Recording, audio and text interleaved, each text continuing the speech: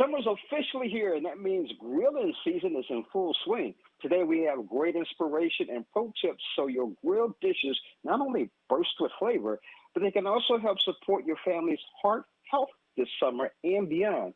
Now, knowing heart disease affects most half of the U.S. Hispanic community, Chef Chris Valdes, celebrity chef, cookbook author, joins us from Miami to talk about heart healthy ingredients and why it hits especially close to home for himself and his family. Good morning, Chris. How are you?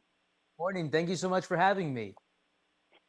Chris here in Miami. I'm jealous. I'm jealous. So, as a celebrity chef and someone who's dealt with their own personal heart health journey, can you share how this experience has shaped the way you cook for yourself and your loved ones? Yeah, of course, growing up, I was having some weight issues. And I remember around the age of 22, my doctor giving me some tips and recommendations on some changes I can make to live an overall healthier life. And then around the age of 65, my mom had a stroke. And that really made the whole family just pay more attention to what ingredients we were using, what type of diet we were incorporating into our lifestyle. So that's kind of where this journey kind of starts. Such an inspirational story, Chef. On the topic, the American Heart Association reports that cardiovascular disease is a leading cause of death in U.S. Hispanics.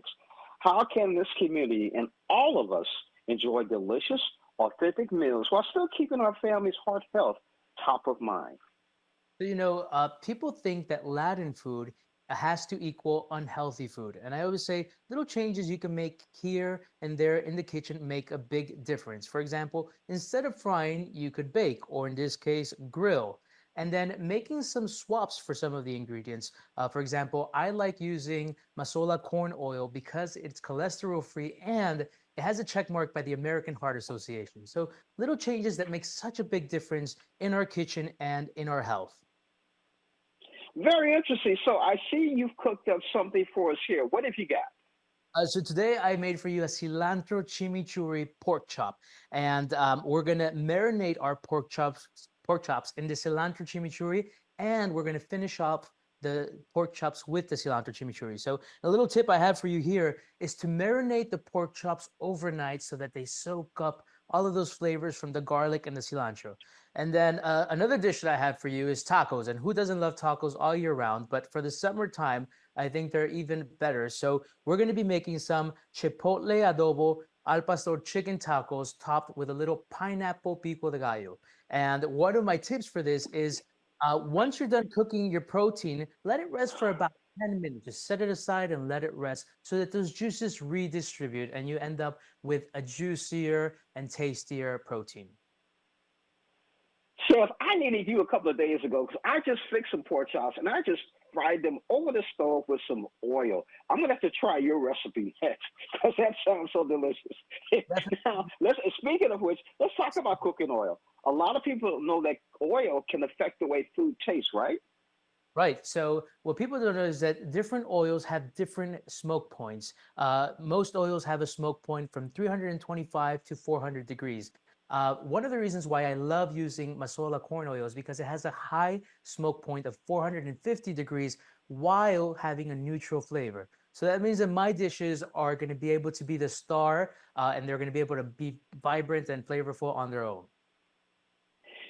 Thank you for being here, Chef. Where can our viewers go to learn more about heart health and get these recipes? Hey, for these recipes and many more, visit masola.com. Chef, one more time, tell me what I should be doing with pork chops one more time. You should be cooking these pork chops just like this. You want to marinate them overnight. Turn up that grill to 450 degrees so that we get those beautiful grill marks. And you just make sure that you let your items shine on their own. So marinate overnight, heat up that grill, get those beautiful grill marks, and then once you're done cooking, set it aside for 10 minutes. That means don't touch it, don't nibble on it, set it aside. That's how you do it right there. And if not, you invite me to cook the pork chop on the grill.